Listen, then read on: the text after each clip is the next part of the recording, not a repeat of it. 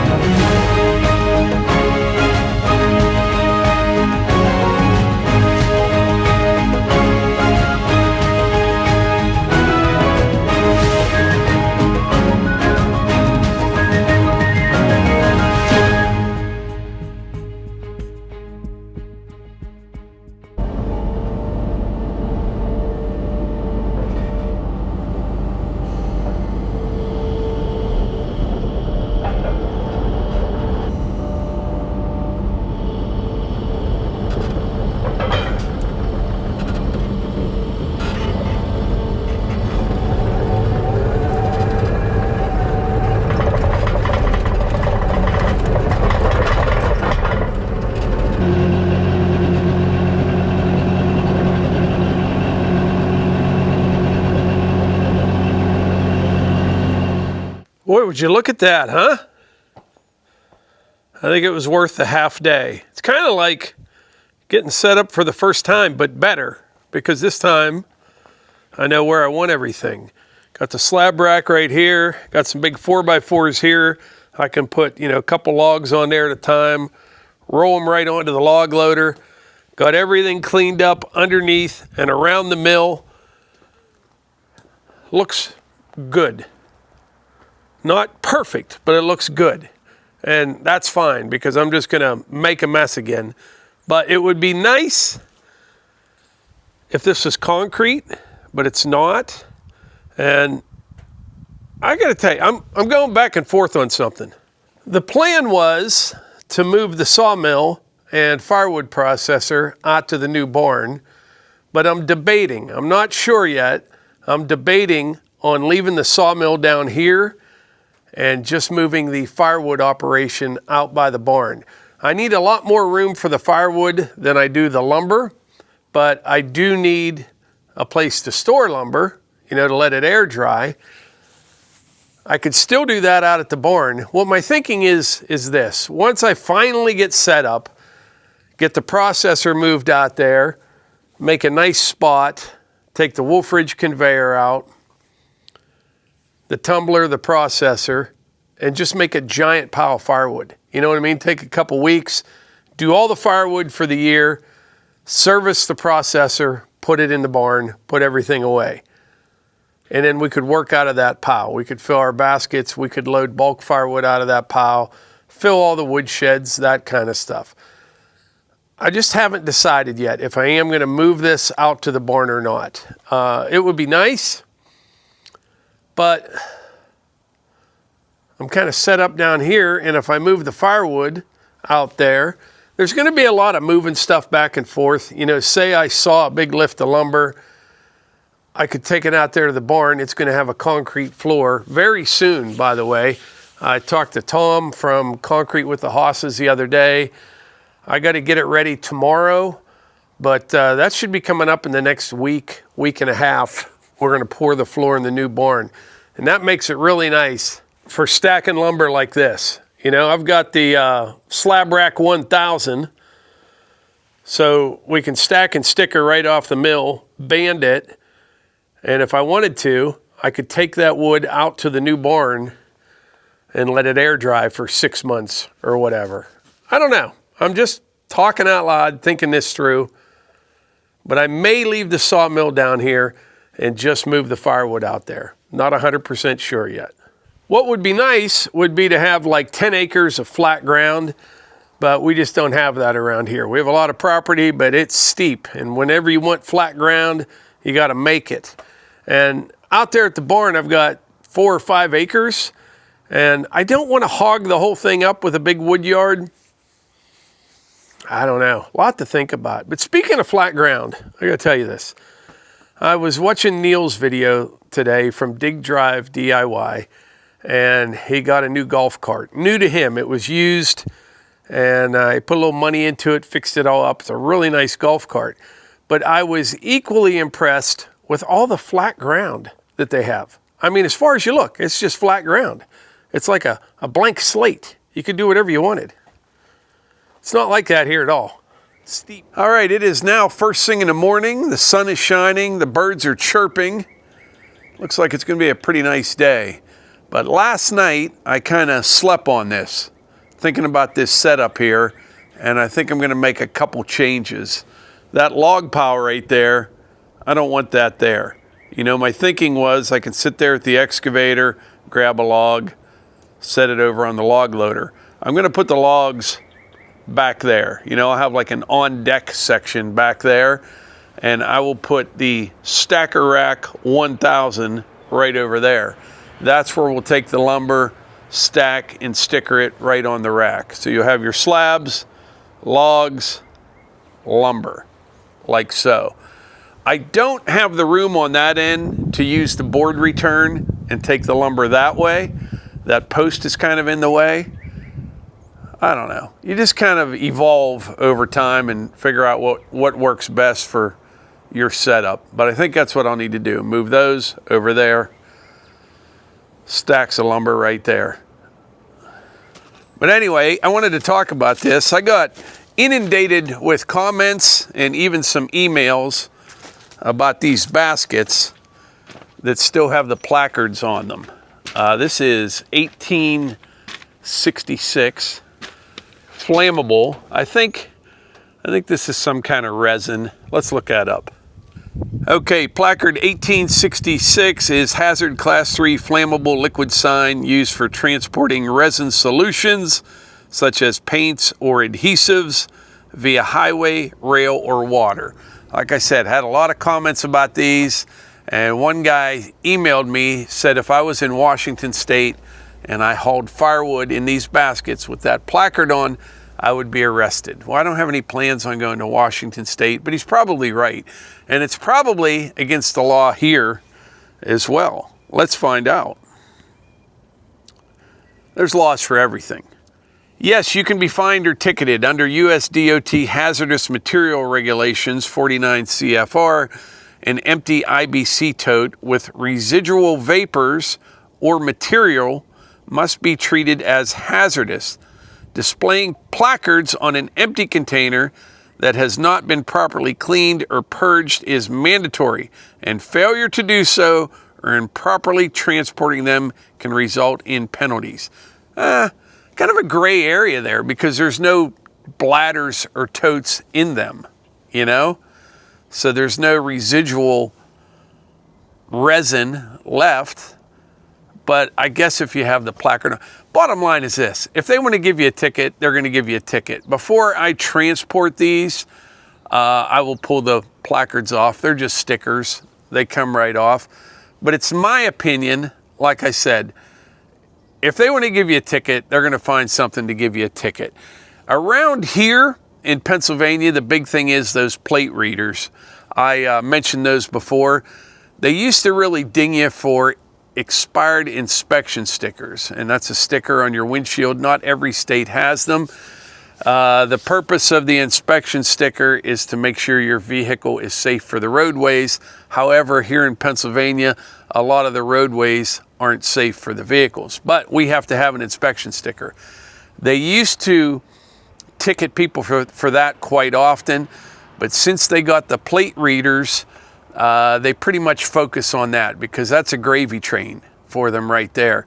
They can sit off of the highway. I mean, you can be driving 70 miles an hour down the interstate, and as you drive by, they have scanners on the police cars that scan your plate to make sure your registration is current.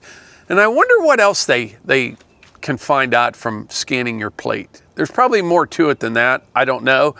But I know they'll scan your plate. If your registration is expired, they'll pull you over. And they stay busy with that all the time. I don't like that at all. A lot of people think I don't like taxes or the government, and they're correct. They are. They serve a purpose, they do, but over time, instead of serving the people, they become self-serving and self-preserving. All different government agencies. And that's just been my experience. If you just look around, you can kind of see it. But yeah, I will take these off before I transport them. And according to the Google, you can get a ticket for having them still on the basket. But like I said, it's kind of a gray area because they're talking about an empty tote. This is just a basket, but it is a placarded basket. I think most police officers, would know the difference between firewood and resin in a tote. It's just one of those things. You know what I mean? You could get a ticket on a bad day. You could probably drive for 5 years with that on there and not get a ticket. It's just luck of the draw, I guess. So I got a big day planned today, and actually the next couple days. I mentioned earlier I talked to Tom from Concrete with the Hosses, and we're going to be pouring the barn floor out there very soon, and I need to get that ready. I'll get it close to grade. Those guys are way faster than I am, plus there'll be like 6 of them. But I need to get some stone. I need to clean the barn out. I might even touch the road up a little bit and roll it. I think it's going to be like 5 loads of concrete, probably close to 50 yards. Whew, that's going to sting. But yeah, probably close to 50 yards to do that barn. So the next day or two, I want to get that all ready. And then some rain day, they'll just come over and pour it. It's under roof, and that'll work out good. I need to service the excavator. I got all kind of stuff going on. We'll get into all that in another video, but there's a lot coming up here in the near future. But anyway, I think that's about it for today's video. I appreciate y'all being here, I really do, and I will catch you on the next one.